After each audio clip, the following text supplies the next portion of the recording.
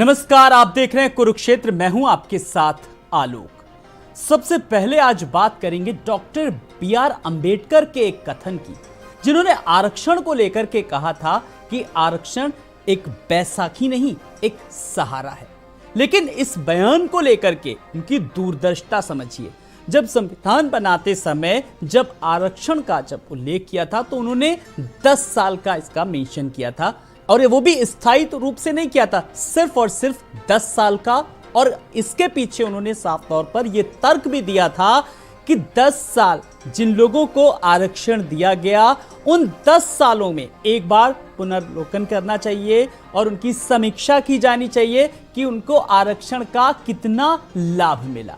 लेकिन वर्तमान समय में किस तरीके से यही आरक्षण एक राजनीतिक मुद्दा ज्यादा बनता जा रहा है, और मुद्दा भी ऐसा जो अगर बात करें कि कहीं चुनाव में सरकार बदलने और बनाने का मादा भी यही आरक्षण एक मुद्दा रखने लगा। लेकिन इस बीच ईडब्ल्यूएस को लेकर के लगातार जिस तरीके से केंद्र सरकार प्रयासरत थी, अब मामला किस तरीके से कोर्ट में गया और कोर्ट ने इसको यथा स्थिति भी बनाए रखने की बात की। यानी कि ईडब्ल्यूएस कोटा के लिए एक साफ तौर पर बड़ी खबर की जा सकती है। लेकिन इसी के तहत कुछ विरोध के सुर भी उठने लगे हैं और तमाम सारे सवाल हैं। गरीब है सवर्ण तो मिलेगा आरक्षण। अब इस बात पर पूरी तरीके से साफ तौर पर कहा जा सकता है कि मुहर लग गई है। ईडब्ल्यूएस कोटा संविधान विरोधी नहीं है। यानी कि अब केंद्र सरकार जिन बात को लेकर के कोर्ट तक गई, कोर्ट ने अपना फैसला सुनाया और केंद्र सरकार यानी कि मोदी सरकार की साफ तौर पर एक तरीके से कहा जाए इस आरक्षण को लेकर के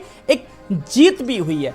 अब फिर बात घूम फिर के आ गई कि अब जिस ईडब्ल्यूएस वर्ग की बात की जा रही है उसके लिए कहां से इस आरक्षण की शुरुआत होगी। और आज की डिबेट का जो एक अहम सवाल रहेगा, जिसको मैं आज अपने दर्शकों को बता देता हूं कि कुछ सवाल की कैसे कोर्ट में जीती मोदी सरकार और अब कैसे मिलेगा आरक्षण का लाभ। तो ईडब्ल्यूएस आरक्षण पर सुप्रीम कोर्ट का फैसला, देश में जारी रहेगा आर्थिक आरक्षण। सुप्रीम कोर्ट ने ईडब्ल्यूएस आरक्षण पर फिलहाल मोहर लगा दी है और इसी के साथ आर्थिक आधार पर सवर्णों को 10% आरक्षण मिलेगा। साथ ही सरकार के फैसले पर सुप्रीम कोर्ट की मोहर। तो 5 जजों की बेंच का फैसला, 3-2 से सुनाया गया फैसला।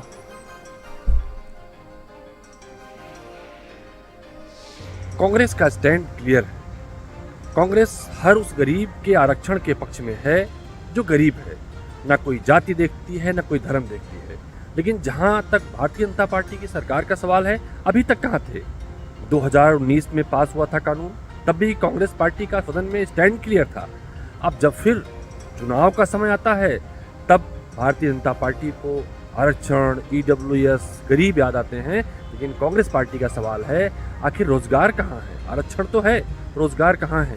समान वर्ग में जो निर्धन लोग हैं, गरीब लोग हैं, उन लोगों को भी बराबर का अधिकार मिलने के लिए उनके लिए भी आरक्षण की व्यवस्था होनी चाहिए। जो समाज में बहुत सालों से बहुत गरीब हैं, बहुत निर्धन हैं, लेकिन वो समान जाति के हैं, तो समान जाति के लोगों को भी जो है उनको आरक्षण मिल करके उनको भी बराबर स्तर पर लाने का प्रयास होना चाहिए।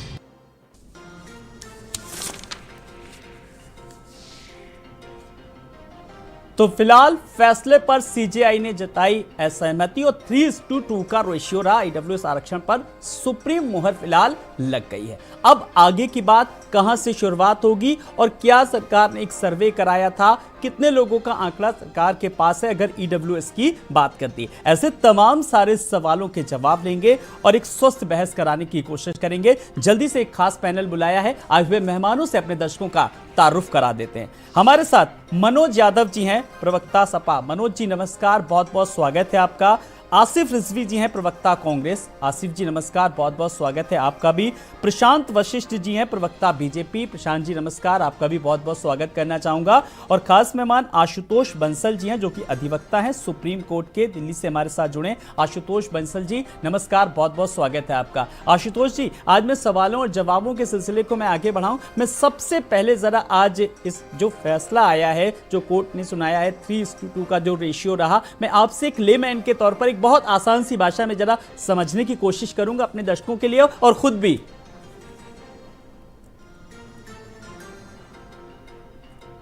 आपको इस विषय में बताना चाहूंगा। देखिए, जैसे EWS, इकोनॉमिक वीकर सेक्शन, इसको लेकर एक रिजर्वेशन, इसके लिए जैसे गरीब स्वर्णों के लिए एक आरक्षण दिया गया था केंद्र सरकार के द्वारा, उसको लेकर सुप्रीम कोर्ट में कई याचिकाएं फाइल की गई थी कि भाई ये हमें आरक्षण, ये असंवैधानिक है, ये उचित नहीं है।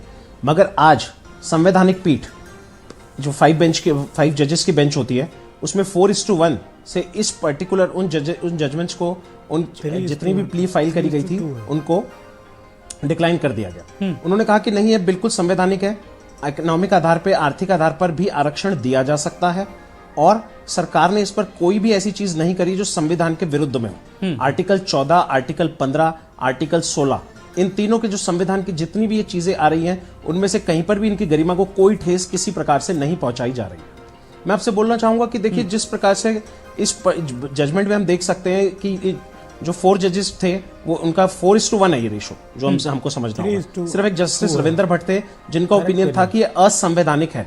मगर हमारी सरकार में ऐसा कहीं पर, हमारे संविधान में ऐसा कहीं पर भी नहीं लिखा गया है कि आर्थिक आधार पर हम आरक्षण नहीं दे सकते हैं। हमें समाज के हर तबके का ध्यान रखना होगा। जब संविधान बना था, इस चीज को बिल्कुल उस तरीके से समझा गया था, और आज भी हमें ये सब चीजें समझनी होंगी कि संविधान को लागे के लिए संविधान, अगर हम शब्द का इस्तेमाल करते हैं संविधान, कि जो सबके लिए समान था कभी, उस संविधान के लिए ही इस प्रकार के आरक्षण को हम सरकार, कोर्ट के द्वारा कहा गया है कि यह बिल्कुल ठीक है। जी बिल्कुल, मैं आपके पास आऊंगा, और इस वक्त मैं बीजेपी के प्रवक्ता प्रशांत वशिष्ठ जी के पास चलेंगे। प्रशांत जी, आरक्षण जारी रहेगा, सुप्रीम कोर्ट ने भी अपनी टिप्पणी में साफ तौर पर कहा है, लेकिन हमें इस बात से भी नहीं इनकार करना चाहिए कि एक जो जज है, उन्होंने आपत्ति भी जताई, और उन्होंने 103वें संविधान संशोधन का उल्लेख किया और मौलिक ढांचे के खिलाफ इसे बताया। हमें इस चीज को भी लेकर के चलना होगा। देखिए, वो उनका अपना निजी मत हो सकता है, लेकिन सुप्रीम कोर्ट ने जो आरक्षित वर्गों के EWS आरक्षण की वैधता को बरकरार रखा है, उससे माननीय प्रधानमंत्री नरेंद्र मोदी जी का गरीब कल्याण को लेकर जो विजन है, उस पर अपनी सहमति की मोहर आज सुप्रीम कोर्ट ने भी लगा दी। सामाजिक न्याय की दिशा में इतना बड़ा कदम मेरे ख्याल से कभी नहीं उठाया गया, जो आज सुप्रीम कोर्ट ने इस निर्णय देकर जो 2019 में कदम सामाजिक न्याय का माननीय प्रधानमंत्री जी ने उठाया था, उस पर अपनी मोहर लगाकर सहमति जताई है। गरीबी की कोई जाति नहीं होती, गरीब गरीब होता है। सुप्रीम कोर्ट ने फैसला सुनाते समय जो टिप्पणी की, उससे ये स्पष्ट हुआ है कि गरीब की नई परिभाषा पर भी बहस होनी चाहिए, ताकि वंचित वर्ग आजीवन वंचित ना रहे। एक ऐसी नीति बननी चाहिए जिसमें आरक्षण का लाभ पाने वाला युग युगांतर तक लाभार्थी ना रहे, ताकि नए वंचितों को अवसर मिल सके, चाहे वो किसी भी श्रेणी का हो, किसी भी वर्ग का हो। जाति आधारित नहीं, गरीबी आधारित विषय पर जो सहमति दी है सुप्रीम कोर्ट ने, बड़ा अच्छा निर्णय, मैं उसका स्वागत करता हूं। जी मनोज जी, जिस तरीके से अब हर तरफ स्वागत हो रहा है, मुझे लगता है कि EWS आरक्षण पर जो फैसला आया है, आप भी स्वागत करना चाहेंगे। जरा आपकी भी टिप्पणी चाहूंगा। निश्चित तौर पे आरक्षण को नए तरीके से परिभाषित करने के लिए RSS और भाजपा की सरकार को बहुत बहुत बधाई, क्योंकि बीजेपी जब आई है तो कुछ नया तो करेगी। इसी पैनल में बैठे बैठे अभी बीजेपी के प्रवक्ता ने 2 शब्दों का इस्तेमाल किया, कहा गरीब का कल्याण करना चाहते हैं और सामाजिक न्याय। इन दोनों चीजों को सिमिलर बता दिया। गरीब उन्मूलन कोई योजना चलाई जाती है, वो गरीबों के लिए चलाई जाती है। सामाजिक न्याय का शब्द का अगर अर्थ नहीं पता, तो अपनी आपकी पार्टी के एक नेता थे जो राष्ट्रपति बने, रामनाथ कोविंद जी, उनसे पूछिए, वो बेहतर आपको बता देंगे कि सामाजिक न्याय क्या होता है। क्योंकि वो देश के प्रथम नागरिक होने के बावजूद इस देश के 3 मंदिरों में अंदर जाके पूजा करने की इजाज़त नहीं मिली। क्यों? क्योंकि वो दलित जाति से आते थे। इसको कहते हैं सामाजिक न्याय। अगर आप सामाजिक न्याय और गरीबी उन्मूलन को एक साथ जोड़ रहे हैं, तो दुर्भाग्य इस देश का कि इस देश को क्या पढ़ाया जा रहा है। आपकी जानकारी के लिए बता दूं कि गरीब उन्मूलन के लिए पिछड़ों दलितों को आरक्षण इस देश में नहीं मिला हमारे संविधान के द्वारा। उनको आरक्षण मिला, उनको सामाजिक, आर्थिक और इस तरह के जिस तरीके से वो पीछे हैं उसके लिए आरक्षण दिया गया। आप अगर आज नई परिभाषा गढ़ रहे हैं तो दुर्भाग्यपूर्ण है। और मैं इस बात को जैसा कि 5 जजों की बेंच के फैसले की बात की जा रही है, निश्चित तौर पे न्यायालय का हर फैसले का सम्मान है और सम्मान करना भी चाहिए। लेकिन इंदिरा साहनी 1992 का जो पिछड़ों के आरक्षण के लिए जो केस फाइल हुआ था, जो वो सरकार से लड़ाई हुई थी पिछड़ों के आरक्षण को बढ़ाने की बात, उसमें यह सुप्रीम कोर्ट के द्वारा कहा 9 बेंचों की जजों का फैसला था कि आरक्षण को 50% से अधिक नहीं किया जा सकता। तो आज अगर आरक्षण 50% से ऊपर 5 जजों की बेंच ने कर दिया तो इसको पूर्ण रूप से असंवैधानिक माना जाना चाहिए। इसका कारण यह है जब 11, मैं इसको बिल्कुल संवैधानिक, ठीक है, सारे वकील बैठे हैं, बिल्कुल स्पष्ट बताते हैं, जब ये 11 बेंचों की जजों से फैसला आएगा तब इसको पूर्ण रूप से सही माना जाएगा। क्योंकि कम जजों की बेंच के आधार पे हम बड़े बेंच के अधिकार फैसले को हम बिल्कुल निगलेक्ट नहीं कर सकते, उसको ओवररूल नहीं किया जा सकता। यानी कि अभी ये मंजूर नहीं है आरक्षण को लेकर के जो यथास्थिति बनाए रखने की बात की है। समाजवादी पार्टी के प्रवक्ता मनोज ने अपनी बात रखी है। मैं जरा आसिफ रिजवी जी आपका एक बार स्वागत करना चाहूंगा और आज के इस फैसले को लेकर जरा आपकी भी टिप्पणी चाहूंगा कि मेरे तो लग रहा है कि केंद्र सरकार को एक बड़ी कहीं ना कहीं राहत मिली है। दो चीजें हैं, इस मसले को 2 तरीके से देखना पड़ेगा। अगर आप कांग्रेस पार्टी के नजरिए से मुझसे कहेंगे जी तो कांग्रेस पार्टी ने उस आरक्षण का उस समय भी स्वागत किया था और आज भी कह रहे हैं कि स्वागत योग है। और माननीय सर्वोच्च न्यायालय अगर किसी चीज के ऊपर अपनी टिप्पणी दे दे और कह दे कोई सही है तो उसके ऊपर सवाल उठाने का कोई तो सवाल ही नहीं पैदा होता जी। लेकिन एक अधिवक्ता होने के नाते मैं ये कहूंगा कि किसी भी मसले में अगर 11 जजेस की बेंच फैसला दे चुकी है तो उससे नीचे की बेंच का कोई फैसला देना और उसको मानना कहां तक सही होगा, ये विधि से रिलेटेड चीजें हैं। अब 11 अब सोचिए, और इम्प्लीमेंटेशन तो सरकार को करना है। इम्प्लीमेंटेशन किसी भी तरह की आरक्षण की बात हम लोग इसलिए करते हैं कि समाज में सामाजिक न्याय मिले। अब भारतीय जनता पार्टी कह रही है सामाजिक न्याय के लिए हमने ये किया। भारतीय जनता पार्टी के उत्तर प्रदेश के मंत्री आदरणीय खटीक जी ने केवल इसलिए इस्तीफे की पेशकश कर दी थी कि वो खटिक समाज से आते थे और उत्तर प्रदेश के मुख्यमंत्री बार बार उनको जो है उनकी बात नहीं सुन रहे थे या उनके साथ पक्षपात कर रहे थे। तो मुझे लगता है ये तो सरकार को निर्णय करने दिए, न्यायालय को निर्णय करने दिए कि क्या सही है क्या गलत है। और सामाजिक न्याय की बात तो जो अगर भारतीय जनता पार्टी के लोग कर रहे हैं तो उसको तो कम से कम इम्प्लीमेंट करें। और जब उत्तर प्रदेश सरकार का एक मंत्री सामाजिक न्याय नहीं पा रहा है, वो रो के अपने मुख्यमंत्री को इस्तीफा दे रहा है, कह रहा साहब कि मैं इसके साथ कार्य नहीं कर पाऊंगा क्योंकि मैं खटिक समाज से आता हूं, ये मेरा अपमान करते हैं बार बार। तो सोचिए सामाजिक न्याय कहां हो रहा है। जी चलिए मैं प्रशांत जी के पास आ रहा हूं। प्रशांत जी जब देखिए एक तरफ हम सामाजिक न्याय की बात करते हैं, हाँ ठीक है आ रहा हूं आसिफ जी, और एक तरफ हम आर्थिक न्याय की बात करते हैं। जिस तरीके से अब कोर्ट के इस फैसले के बाद अब देखिए तमाम सारे सुर उठ रहे हैं, कहीं विरोध के सुर भी नजर आ रहे हैं, कहीं कुछ तकनीकी चीजें आ रही हैं। अब कैसे सरकार एक साथ सबको संतुष्ट कराएगी? आर्थिक न्याय की तो आप बात ही मत करिए। हाँ ठीक है, मैं मुझे पूछते दीजिए, आप इसके पक्षधर नहीं हो सकते हैं, आप नहीं पक्षधर हो सकते हैं। जिम्मेदारी है कि प्रत्येक नागरिक को आर्थिक रूप से मजबूत करे जी। पर यह सरकार तो अंडानी और अंबानी के कदमों में पड़ी हुई है जी। ये आपका आरोप हो सकता है, मैं आपके आरोप का सवाल का जवाब भी ले सकता हूँ जी। ये आपकी अपनी निजी राय भी हो सकती है, ठीक है, लेकिन आपका सवाल है, विपक्ष को भी उतना ही स्पेस दे रहा हूँ, आपके सवाल का जवाब लूंगा जी। प्रशांत जी आप इस सवाल का जवाब दीजिए जी। आप गैस सिलेंडर के रेट देख लिए जी, ठीक है, मैं पूछ रहा हूँ, मैं आम आदमी को लेकर की बात कर रहा हूँ जी। प्रशांत जी हाँ ठीक है, प्रशांत जी अपनी बात है। देखिए चोर चोर मौसेरे भाई सुना होगा आपने, दोनों समाजवादी पार्टी के प्रवक्ता हो या कांग्रेस के प्रवक्ता हो, दोनों ने सुर में सुर मिला दिया। अब ये लोग ये नहीं समझ पा रहे कि इन्हें जनता की नफ्स को समझना है। जनता इनको क्यों इतना इग्नोर कर रही है, क्यों इतना मतलब सत्ता से इस तरह बेदखल कर रही है, इसको समझने की आवश्यकता है।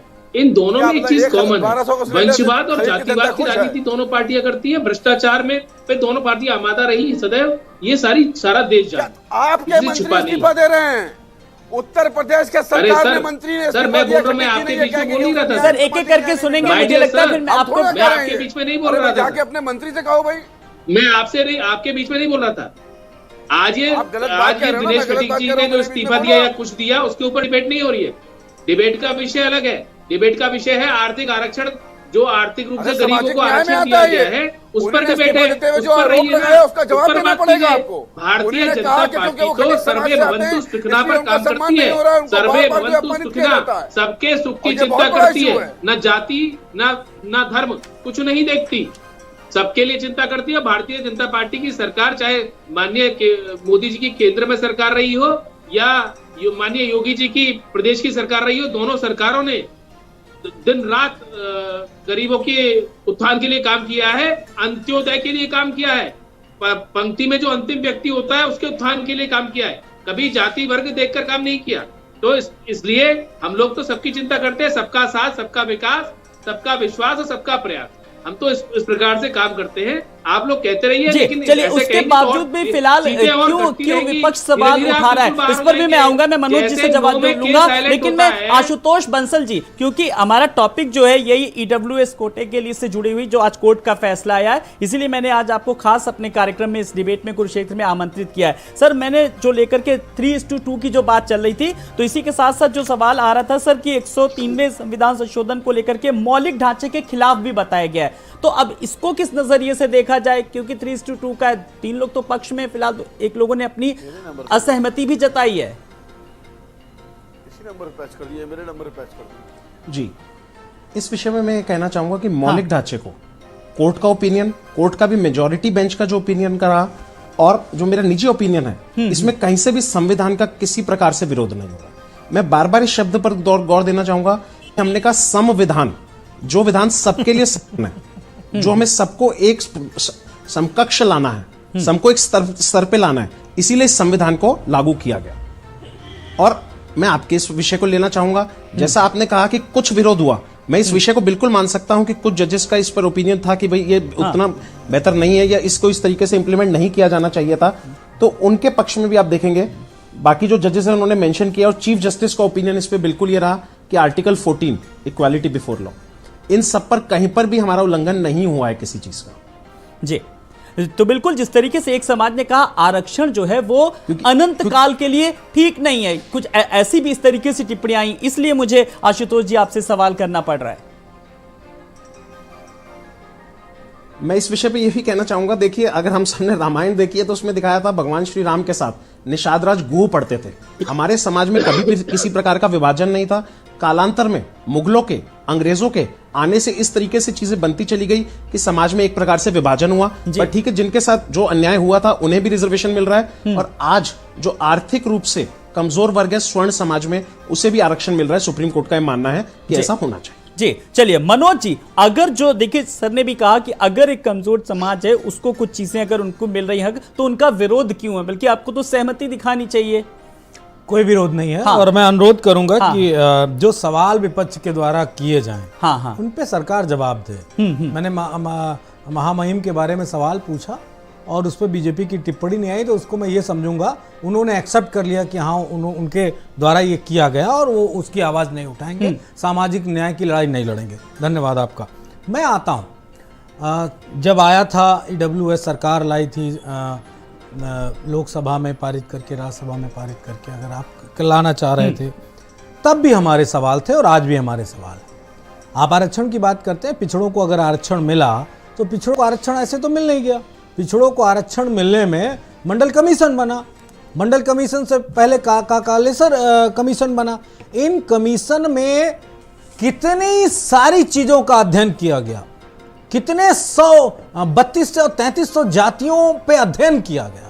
अध्ययन करके उसकी रिपोर्ट साल दर साल कितने सालों तक उस पे काम करके मंडल कमीशन के द्वारा तब जाके कहीं हमें मंडल कमीशन की आयोग की सिफारिश से पिछड़ों को आरक्षण 90 दशक में मिला। लेकिन आप जब ईडब्ल्यूएस लेके आते हैं तो आप कहते हैं कि जिनके पास 8 लाख रुपए से कम की इनकम है वो ईडब्ल्यूएस में आते हैं। भैया 8 लाख रुपए तो बहुत होता है, मैं आज कह रहा हूं, स्पष्ट रूप से कह रहा हूं। और अगर 8 लाख रुपए की वहीं 6 लाख रुपए कमाने वाले को, पिछड़े और दलित को ये कहा जाता है कि साहब ये तो क्रीमी लेयर में आ जाते हैं, उनको क्रीमी लेयर का दर्जा दे दिया जाता है, उनको क्रीमी लेयर के नाम से पुकारा। और आपके ही चैनल पे मैंने हजारों बार डिबेट की है और ये कहा है कि मतलब आरक्षण खत्म होना चाहिए, भाजपा इसका विरोध करती है और आरक्षण इस समाज के लिए, इस देश के लिए नहीं बेहतर है जी। मैं स्पष्ट रूप से मांग करता हूं आपके चैनल के माध्यम से सरकार से, आप आर्थिक आधार पे अगर आरक्षण आज दे रहे हैं तो कहीं ना कहीं ये मंशा स्पष्ट हो गई कि जाति के आधार पे, जो जाति के आधार पे इस देश में तमाम विषमताएं रही, तमाम सारे अत्याचार रहे, उसके आधार पे अब धीरे धीरे आरक्षण को खत्म करना चाह रहे हैं। इसलिए आर्थिक आधार पे ईडब्ल्यूएस का आरक्षण आया है। ये जागने का समय है, चाहे पिछड़ा हो, चाहे दलित हो, चाहे आदिवासी हो। उसके साथ साथ आलोक जी, मैं महत्वपूर्ण बात कहने जा रहा हूं कि अगर सरकार की मंशा बिल्कुल स्पष्ट है तो मैं कहूंगा कि जाति जनगणना होनी चाहिए और जिस आरक्षण का सरकार लगातार दशकों दशक आरएसएस से लेकर बीजेपी ने विरोध किया है, वो आर्थिक सर्वे करा ले, सामाजिक सर्वे करा ले, सारे सर्वे को करा के रिपोर्ट को प्रस्तुत करना चाहिए कि दलितों पिछड़ों को उनके अधिकार मिल गए हैं, इतने % अभी रह गए हैं, इतने % नहीं रहे हैं, दलितों की कितनी संख्या है, पिछड़ों की कितनी संख्या है, अगड़ों की कितनी संख्या है, सारी चीजें। एक वाजिब सवाल आज एक आया, यही सवाल मैं करने जा रहा था सीधे सीधे प्रशांत जी से। प्रशांत जी, अब मैं पिछली कुछ बात नहीं कर रहा हूं कि आरक्षण को लेकर के क्या वकालत हुई, किसे आर्थिक स्तर पर मिलना चाहिए, किसे सामाजिक स्तर पर। अब कोर्ट ने जो फैसला दिया है, अब सरकार के लिए कहीं ना कहीं एक बड़ी चुनौती है। अब आप ये बताइए कि किस तरीके से अब आप लोग आखिर सर्वे कराएंगे, क्या कुछ ऐसा सर्वे कराया है कि कितने लोगों को ईडब्ल्यूएस का लाभ मिलेगा, या इस श्रेणी में आते हैं, देश की जनता जानना चाहती है, विपक्ष भी जानना चाहता है। देखिए, सबसे पहले मैं मनोज जी पर टिप्पणी करना चाहूंगा। हाँ, अभी बहुत अच्छा बोल रहे हैं, कितना अच्छा लग रहा है सुनने में, ऐसा लग रहा है कि कोई संत बोल रहा हो, जैसे सामाजिक न्याय पर, गरीबी उन्मूलन पर। देखिए, ये शायद भूल गए हैं कि अखिलेश यादव जी तो अपने स्वयं के समाज, स्वयं यादवों को पूरे प्रदेश के को न्याय नहीं दे पाए।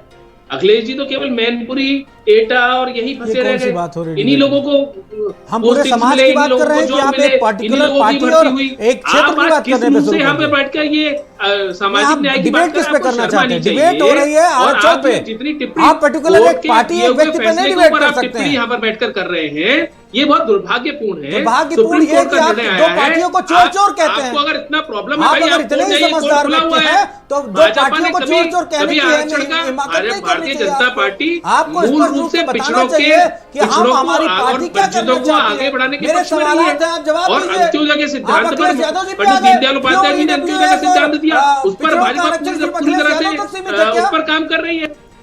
आप अखिलेश यादव तक सीमित। दरअसल ये राजनीतिक दल, मैं एक बार प्रशांत जी के पास आऊंगा, लेकिन प्रशांत जी ने सुनिए, हाँ रुक जाइए, मुझे इस सवाल का जवाब अब राजनीतिक दलों से चाहिए नहीं। मैं आसिफ रिजवी जी आपके पास आ जाता हूं, क्योंकि आप जिस तरीके से जानकार भी हैं कानून के, और आशुतोष जी भी, आशुतोष जी से मैंने टिप्पणी ली। आसिफ जी, मैं आपसे इस सवाल का जवाब चाहूंगा। ये कि जब हमने सर्वे को लेकर के बात की, जब हम आंकड़ों को लेकर के बात कर रहे हैं, मैं थोड़ा आगे की बात कर रहा हूं, तो देखिए हर राजनीतिक दल अपनी अपनी बात कर रहा है, पिछले उदाहरण बात कर रहा हूं। मैं बार बार कह रहा हूं आसिफ जी, अब थोड़ी आगे की बात होनी चाहिए। आपसे चाहूंगा इस सवाल पर टिप्पणी। देखिए, अभी तो बहुत से कमीशन ऐसे हैं जिनकी रिपोर्टें आई हैं जिसके ऊपर सरकार ने अभी कुछ नहीं किया है, चाहे वो सच्चर कमेटी हो, चाहे रंगनाथ मिश्रा की कमेटी हो। जी। और सर्वे कराने की जहां तक सरकार बात कर रही है, सरकार देखिए, ये दो बहुत अलग अलग चीजें हैं। आर्थिक रूप से रिजर्वेशन का भी हम स्वागत करते हैं, और जिस हिसाब से रिजर्वेशन चल रहा था उसका भी हम स्वागत करते हैं, क्योंकि वो भी बहुत जरूरी है और था और है। क्योंकि अगर हमारे पास सब कुछ है, लेकिन सिर्फ इसलिए कि हम 80 समाज से आते हैं, हम ओबीसी समाज से आते हैं, समाज के कुछ लोग हमें बेइज्जत करें या हमें गलत निगाह से देखें, हमारी बात न सुने, हमारा जो मूल अधिकार है उससे हमें वंचित रखें, तो वो भी गलत है। और जब हम दूसरे आरक्षण की बात करे ले रहे हैं, आप सोचिए, एक तरफ बैरिकेड लग गई थी कि हम 50 से आगे नहीं बढ़ेंगे, और जो SC OBC ST समाज का आदमी है वो 90% होने के बाद भी उत्तर प्रदेश नहीं पूरे देश में केवल इस वजह से कि वो किसी समाज से आता है उसके साथ जो है बेईमानी हो रही है, और आज भी हो रही है, जिसकी मिसाल है उत्तर प्रदेश के जो मंत्री हैं अपने खटीक जी, जिन्होंने इस्तीफा दिया ये कह के। तो अभी तो पहले सरकार को उसके ऊपर जो है काम करना चाहिए था और उसके बाद आगे की बात करनी चाहिए थी, क्योंकि अगर आप 8 लाख की बात करेंगे तो SC OBC और मुसलमानों में आपको मेरे ख्याल से 95% परिवार ऐसे मिलेंगे जिनकी साल की कमाई जो है वो 5 लाख नहीं है। तो जब आप उनको ही अभी न्याय नहीं दे पा रहे हो, जिनका केवल इस वजह से अपमान किया जाता है, उनकी मूल सुविधाओं से उनको दूर रखा जाता है क्योंकि इस समाज से आते हैं वो, तो अब आगे की बात आप कहाँ कर रहे हो? जी चलिए ठीक है, आगे की लेकिन बात अब माननीय अभी करना, सर्वोच्च यानी कि न्यायालय ने हमारे स्वागत में आ करते रहा हैं। चलिए अच्छा मनोज जी अपनी बात रखना चाह रहे हैं, आज ठीक है मैं आज मौका की दे जो रहा हूं। डिबेट हाँ, ठीक है है, वो लड़ने की नहीं हाँ, हाँ, है। बिल्कुल, और मैं मैंने इसीलिए बिल्कुल कहा। जिम्मेदारी से कह रहा हूं कि मैं किसी भी वक्ता के बीच में नहीं बोलना पसंद करूं, लेकिन डिबेट को सार्थकता की तरफ ले जाया जाए, क्योंकि बहुत बड़ा विषय है। मैं कह रहा हूं तमिलनाडु है, तमिलनाडु में 69% आरक्षण टोटल है, उत्तर प्रदेश में 50% भी नहीं, 49.5% आरक्षण, तो वहां पे है। झारखंड में भी अभी 50% की बैरिकेडिंग को तोड़ा गया। ठीक, जब दलित और पिछड़े के आरक्षण के बढ़ाने की बात आती है तो बीजेपी हाय हाय क्यों करने लगती है? बीजेपी फिर उस वर्ग की मदद क्यों नहीं करती है? ये बहुत वाजिब सवाल है। आप EWS को 10% आरक्षण दीजिए, सुप्रीम कोर्ट से दिला दीजिए, सरकार बना के दीजिए, इसका समाजवादी पार्टी विरोध नहीं करती। इसलिए नहीं करती है कि जो लोग पिछड़े हैं वो सवर्ण जाति में है, तमाम सारी जाति सवर्ण थी, समाजवादी पार्टी ने उनको बैकवर्ड की लिस्ट में नेताजी ने डाला और आज वो पिछड़ों का लाभ ले रहे हैं, और वो गरीब थे, वो पीछे थे, उनकी स्थितियां नहीं सही। मैं स्पष्ट रूप से कहना चाहता हूं कि जब आज आप गिनती करा लो, देखो पिछड़ों की संख्या कितनी है, 52% है कि 58% है कि 30% ही है, ये गिनती तो करा लो। और उनका क्या उतने परसेंट जो आरक्षण, आप 28% आरक्षण 27% मिल रहा है, क्या उन जातियों को उतना आरक्षण दे के उनको हम सामाजिक न्याय दे पा रहे हैं अथवा नहीं? अगर नहीं दे पा रहे हैं तो सरकार क्या, उसका स्टैंड क्या है? स्पष्ट रूप से मुख्यमंत्री को, प्रधानमंत्री को और तमाम सारे RSS से लेकर सभी जिम्मेदार लोगों को अपना रुख स्पष्ट करना चाहिए इस डिबेट में। वशिष्ठ जी को भी अपना रुख बिल्कुल। स्पष्ट करना चाहिए। आशुतोष जी, कुल मिलाकर के जो सवाल अब उठ रहे हैं, अब कहीं ना कहीं जो जातिगत जनगणना जो है, संरचना है, आंकड़े अगर आ जाएंगे तो मुझे लगता है चीजें भी बेहतर हो जाएंगी, कहीं ना कहीं सरकार के पास भी बताने के लिए और विपक्ष के पास पूछने के लिए भी। जी, इस विषय में मैं आपसे कहना चाहूंगा, जैसे आपके एक पैनलिस्ट अभी कह रहे थे कि हमें रिजर्वेशन, हमें जो आरक्षण है उसका पहले तो आधार क्या होना चाहिए? क्या उसका आधार अभी भी जाति होना चाहिए? अगर हम उसको अभी भी जाति ही आधार मानकर चलते हैं तो हम फिर से समाज में एक और विभाजन की ओर जा रहे हैं शायद। अगर उसका आधार हम आर्थिक विषय को मानते हैं तो हमें तब भी सोचना होगा। तो सुप्रीम कोर्ट का आज का जो निर्णय है उससे हमें यह समझ में आ सकता है कि सुप्रीम कोर्ट का निजी ये मानना है, सुप्रीम कोर्ट का यह मानना है कि आर्थिक आधार और जातिगत आधार अभी दोनों के साथ चला जाएगा। दोनों का समन्वय बनाकर हमें यह समझना होगा कि हमें किस तरीके से समाज में एक समन्वय बनाना है। जी, आर्थिक जो भी लोग पिछड़े रह गए, चाहे आर्थिक तौर पे चाहे जातिगत तौर पे, हमें उन्हें मुख्य धारा में लाना है। हमें उनके साथ किसी प्रकार का अन्याय नहीं होने देना चाहिए। जी प्रशांत जी, अब देखिए सर ने भी कहा कि अब जातिगत और किस तरीके से जो चीजें आ रही, चाहे आर्थिक तौर पर, अब इन दोनों में कहीं ना कहीं सामंजस्य बिठाना है, इस पर काम करना है। वो तो सुप्रीम कोर्ट जो कह रहा है कि भाई जो गरीब है, गरीब तो सभी हो सकते हैं ना, सवर्ण के लिए तो चलो है ही, लेकिन गरीब में तो सभी आरक्षण पहले से ही उनके लिए लागू है। तब अब जो गरीब लोग जो वंचित रह जाते थे, जो हायर कास्ट से आते हैं, अब उनको भी सुप्रीम कोर्ट ने आरक्षण देने का अगर काम कर दिया है, मुहर लगा दी है, तो ये तो अच्छा ही है हम सब लोगों के लिए। जी आसिफ रिजवी जी, अब देखिए जब जातिगत और आर्थिक रूप से सर्वे को लेकर के बात आई, अब सरकार के सामने चुनौती किस तरीके से दोनों में सामंजस्य बिठाना है, तो पहली जो प्राथमिकता है वो इस पर काम करना है कहीं ना कहीं। बाकी ये नहीं कि अब किसको आरक्षण मिला, किसने लाभ लिया और कौन सी पार्टी किस तरीके से ये मुद्दा लेकर के चली, मुद्दा ये नहीं होना चाहिए अब कहीं ना कहीं। आसिफ जी देखिए, अभी भारतीय जनता पार्टी के सामने जो सवाल आया, बड़ी खूबसूरती से वो उससे हट गए।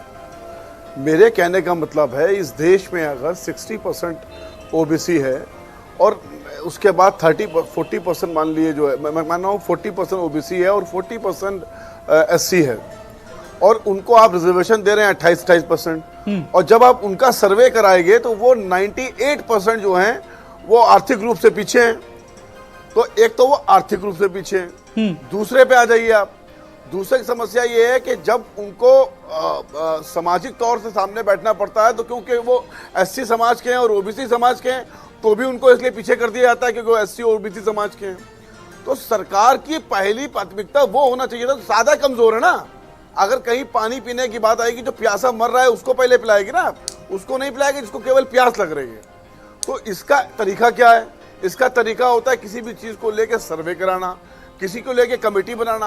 कमेटी उन क्षेत्रों में जाती है, उन जगहों पे जाती है, देखती है कि समाज की क्या कंडीशंस हैं, सामाजिक आर्थिक कंडीशन क्या है इसकी, उसके बाद उसके ऊपर कार्य करती है। लेकिन हमारे देश के प्रधानमंत्री जी तो रात में सो के उठते हैं, कहते हैं तो आसिफ जी क्या माना जाए कि जल्दबाजी में उठाया गया कदम सरकार की, सरकार कोर्ट पहुंच गई इस मामले को लेकर के, क्या लगता है?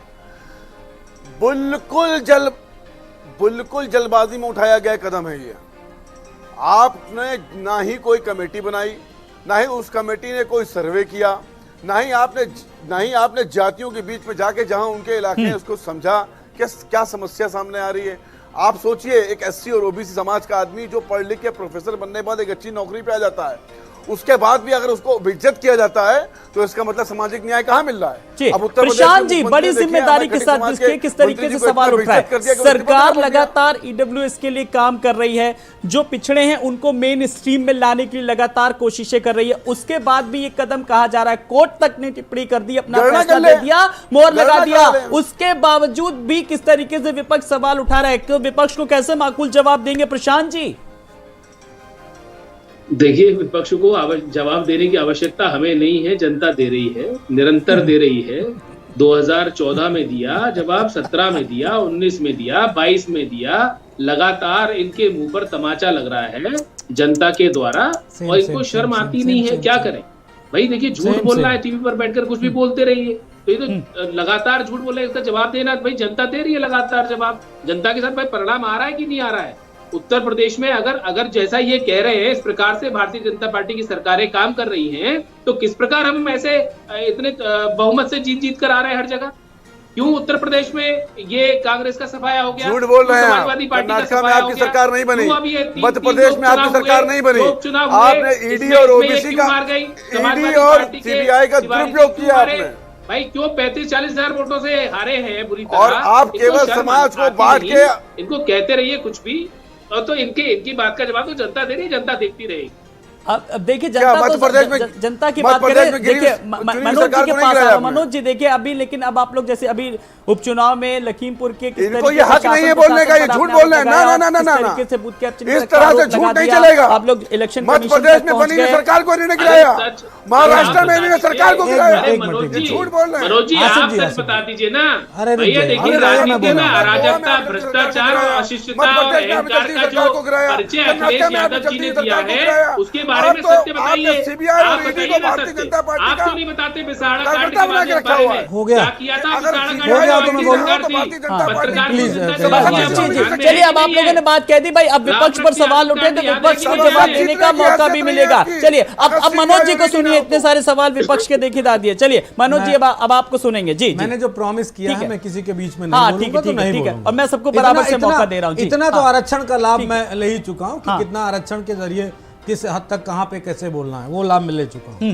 मैं स्पष्ट रूप से कहना चाहता हूं बीजेपी से, मेरे इस डिबेट को आप रिमूव बैक करके देख लीजिएगा। मेरे सवाल सरकार से, मेरे किसी भी सवाल का जवाब सरकार ने नहीं दिया। वो कूद गई इलेक्शन में, जीता और हार में।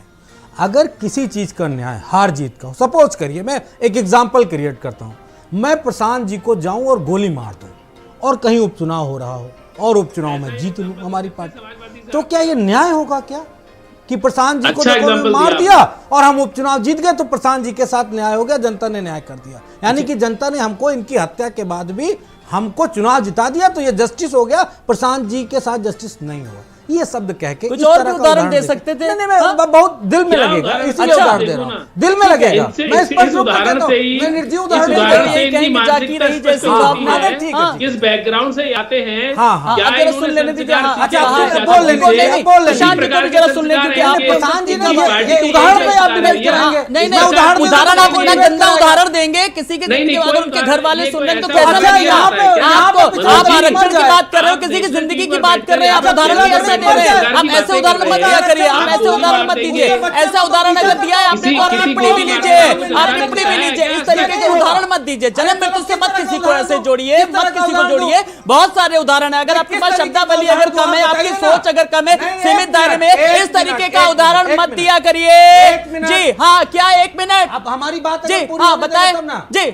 मैं कह रहा हूं मैं इनका घर गिरा दूं जी, मैं इनकी भैंस खोल लाऊं, जी, मैं इनकी गाड़ी में आग लगा दूं, तो क्या वो न्याय होगा? क्या प्रशांत जी अब आपको भी खुली छूट है। अब आप भी अपनी प्रतिक्रिया रखिए। चलिए अगर इस तरीके की बात करेगी, चलिए यही डिबेट में होगा। ये नहीं किसको होना कौन चाहिए। मारेगा, किसका घर गिराया जाएगा। बात देखिए ईडब्ल्यूएस की हो रही है और क्या घर गिराने की बात की जा रही है। वाह क्या बात है। चलिए प्रशांत जी अब आप भी अपनी टिप्पणी रखिए। तो मैं नहीं बोलूंगा। अगर आपने बोलने दिया जी, अपना बोलने देखिए, राजनीति में भ्रष्टाचार के जो नए नए कीर्तिमान अखिलेश यादव जी ने अरे स्थापित किए, 140 लोग मर गए, आशीष कहानी कुमार ना के बताओ। कीर्तिमान बच्चे स्थापित नहीं करते किए। टीवी पे बैठ के। अपने बेशर्म इंसान। 143 लोग मर गए। अपने आपको मौका दे रहा हूँ। आपने अपनी बात रखी मनोज जी, भाषा पर संयम बना के रखे। नहीं मैं अभी यहाँ पर एक ब्रेक लूंगा। यहाँ पर इस तरीके की डिबेट में नहीं करवा पाऊंगा मेहमानों को। मैं जिसको कहूंगा अब अगली आवाज वही देगा। ठीक है चलिए एक एक करके। कौन सा तरीका? आप मुझे तरीका मत बताइए। तरीका क्यों बता रहे हैं? अब एक एक करके बोलिए। मैंने आपको मौका दिया, मैंने आपको मौका दिया ना। आप गंदा उदाहरण मत दीजिए। शब्दावली, अच्छी शब्दावली रखिए। आप कहां पर बैठे, किस मंच पर बैठे, किन लोगों के बीच में बैठे, थोड़ा सा तो आप ध्यान रखिए। थोड़ी देर को भूल जाइए अकेले। लेकिन आप शब्दावली, उन्होंने कोई अपशब्द तो नहीं कहा ना, उन्होंने अपशब्द तो नहीं कहा ना कोई भी। आप, मेरा बस यही कहना है कि आप शब्दावली पर ध्यान दीजिए, बस अच्छी शब्दावली का। और ऐसे उदाहरण मत दीजिए, ऐसे उदाहरण मत दीजिए बस। इससे डिबेट की गरिमा भी गिरती है। ठीक है भ्रष्टाचार की बात करिए, रुकिए जी। 143 लोग कहां मरे? आप क्यों अभी भ्रष्टाचार पे किसी दिन और आज हम ईडब्ल्यूएस, आज तो हम समानता की बात कर रहे हैं, हम अधिकारों की बात कर रहे हैं। आपको आज इतनी मिर्ची लगी किस तरीके से जब हम आरक्षण को लेकर के बात कर रहे हैं। जी प्रशांत जी, इतनी मिर्ची लग रही, कैसे अब जवाब देंगे भाई? अब तो ये तो आप पे सवाल है जी। देखिए ऐसा है, जो इनकी भाषा है, इनकी भाषा शैली बताती है इनके क्या संस्कार है भाई। क्या इनके जो राजनीति में अराजकता, भ्रष्टाचार, अशिष्टता और अहंकार के प्रणेता रहे अखिलेश यादव जी, जिनके में नहीं होते तो मैं बताता कि ठीक है फिर वही बात। चलिए आपको मैं मौका दूंगा, आप अपनी बात रखिएगा। यादव पे क्या कंसंट्रेट हो रहे हो जी? साला ये गाली देने का मन करता है इस डिबेट में। आराम से चलिए भाषा पर चलिए। अब मैं चाहूंगा नहीं प्रशांत जी से पूछूंगा और ना मैं मनोज जी से सवाल पूछूंगा। मैं एक बार आशुतोष जी के पास आ रहा हूँ। आशुतोष जी, जब हम ईडब्ल्यूएस को लेकर के किसी तरीके से मंथन कर रहे हैं, संयम बनाए रखे, संयम बनाए रखे। आशुतोष जी चलिए, झूठ और सच का फैसला हम लोग यहाँ पर नहीं करेंगे, हम लोग नहीं करेंगे कि और इस तरीके की धमकी भी मत दीजिए कि यहाँ होते वहां होते। बात ये कि हम तो आम जनता को लेकर के बात कर रहे हैं, आम जनता को लेकर के बात कर रहे हैं। आशुतोष जी, आशुतोष बंसल जी, मैं किसी राजनीतिक बहस के में नहीं पढ़ना चाह रहा हूं। मैंने आज ईडब्ल्यूएस कोटे के लिए डिबेट रखी है, कोर्ट का जो फैसला आया है मैं उस पर बात कर रहा हूं। और अब मेरा सीधा सवाल है अधिवक्ता सुप्रीम कोर्ट दिल्ली के आशुतोष बंसल जी से। आशुतोष जी अब बताइए कि जिस तरीके से अब कैसे मिलेगा आरक्षण का लाभ इन हालातों में, इन परिस्थितियों में, जिस तरीके से अब सवाल उठ रहे हैं। एक तरफ केंद्र सरकार की जीत हुई। जी आशुतोष जी, तो लगातार किस तरीके से टिप्पणियां हो रही हैं। मैं एक बार जो जानकार हैं, जो इस चीज को समझ रहे हैं, जो कानूनी पेचीदगियों को भी समझ रहे हैं, मैं आसिफ रिजवी जी आपके पास आ रहा हूं। आरक्षण में अब फिर तो पेच बड़ा फंसता जा रहा है सर। देखिए, जब एक बार 11 बेंच की कोर्ट कोई आदेश कर चुकी है तो 5 बेंच की कोर्ट का आदेश मुझे लगता है कि न्याय नहीं होगा। और मैं उसके खिलाफ बोलूं ये भी उचित नहीं होगा, लेकिन वो सही नहीं है। जी जी, स्पष्ट रूप से मेरा मानना यह है कि जब तक हम सामाजिक न्याय नहीं दे देंगे, हम आर्थिक न्याय की तरफ बढ़ ही नहीं सकते हैं। क्योंकि किसी इंसान को चाहे आप जितना पैसा दे दिए, अगर उसको आप सम्मान नहीं दे सकते हैं, उसको उसके मूल अधिकार हैं वो अधिकार नहीं दे सकते, तो हर चीज बेकार है ना। और जो समाज आर्थिक रूप से भी परेशान है और उसके बाद सामाजिक रूप से भी उसको परेशान किया जा रहा है, और फिर आप कहीं और की बात करने लगे। आपको देखना पड़ेगा ना इस देश में किसकी आबादी कितनी है और उसके बाद उसमें से कितने लोग हैं जो आर्थिक रूप से बहुत कमजोर हैं।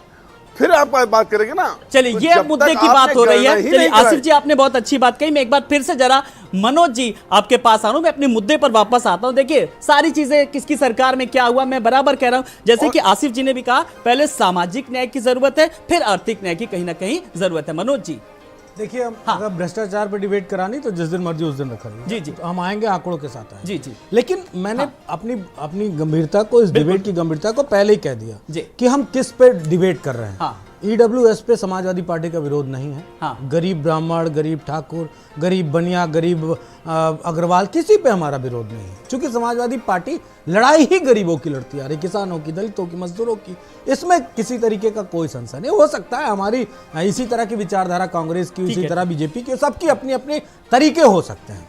लेकिन अगर जब कोई संवैधानिक मामला पड़ेगा, जब हमारा कहीं हमने कहा कि मंडल आयोग बना, मंडल कमीशन बना, उस पर सालों साल काम हुआ, तब जाके पिछड़ों को आरक्षण मिलता है। यानी कि काफी संघर्ष और दशकों का संघर्ष उसमें रहा है। उसकी एग्जैक्ट डेट मुझे नहीं याद आ रही, लेकिन रिपोर्ट बनने के बाद 10 साल वो रिपोर्ट रखी रही, वो लागू नहीं की गई। लागू कब की गई? जब उसका समय आया 1990 के दौरान, 91-92 में जब वो लागू। जी जी, मैं ये पूछना चाह रहा हूँ, कौन सा कमीशन बना था ईडब्ल्यूएस के लिए, कब बना था, कितने दिन उस पर सर्वे किया गया, ये सरकार बताएगी नहीं बताएगी?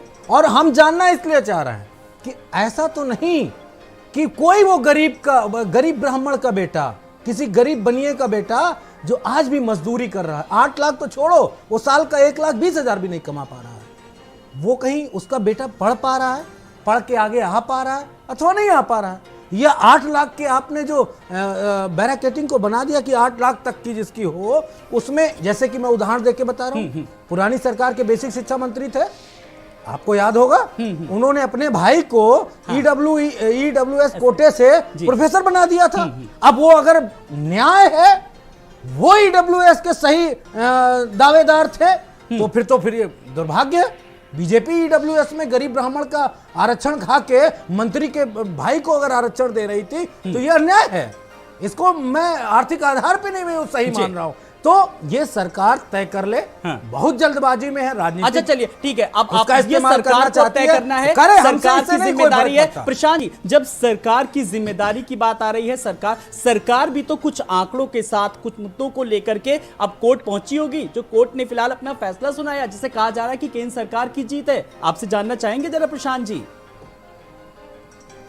जी देखिए, अभी मेरे जो कांग्रेस के मित्र हैं वो बड़ी सामाजिक न्याय पर बात कर रहे हैं, बार बार बोल रहे हैं, पिंच कर रहे हैं। मैं उनसे ये पूछना चाहता हूं कि 50 के दशक में कांग्रेस हिंदू कोड बिल कांग्रेस ने पास कराया था, ध्यान में होगा उनको, आसिफ रिजवी साहब को ध्यान में होगा, और यूनिफॉर्म सिविल कोड पर टिप्पणी नहीं कर पाई कांग्रेस।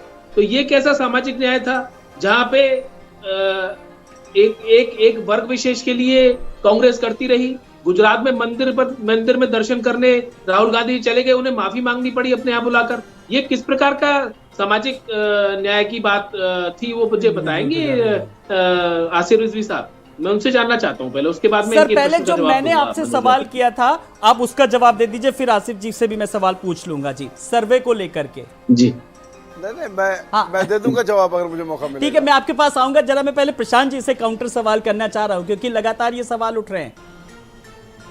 जी दोबारा बोलिए मुझे। जी, सवाल बस यही कि जिस तरीके से जब हम आर्थिक और सामाजिक न्याय को लेकर के बात कर रहे हैं, अब किस आधार पर अब किसको किस तरीके से कोटे में आरक्षण मिलेगा, और क्या सरकार के पास क्या कुछ आंकड़े हैं? लग रहा है कि पहले कुछ थोड़ा सा जल्दबाजी कर दी कोर्ट जाने के लिए।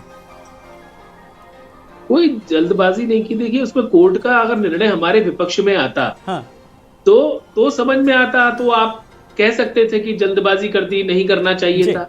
जब कोर्ट ने सहमति दे दी, कोर्ट ने अपनी मोहर लगा दी कि सही निर्णय है, हाँ, तो वह सारी बातें बेमानी हो गई ना, इन बातों का कोई मोल ही नहीं है। जी बिल्कुल। आसिफ जी, अब आप, मुझे लगता है कि बहुत ज्यादा चीजें समझ रहे हैं। अब मैं एक फाइनल कमेंट के तौर पर चाहूंगा, आसिफ जी को अब सुनेंगे, ठीक है? जो विपक्ष ने सवाल उठाया, मैंने यही सवाल आपसे किया, अब एक फाइनल कमेंट। आसिफ जी, मैं आपकी टिप्पणी चाहूंगा।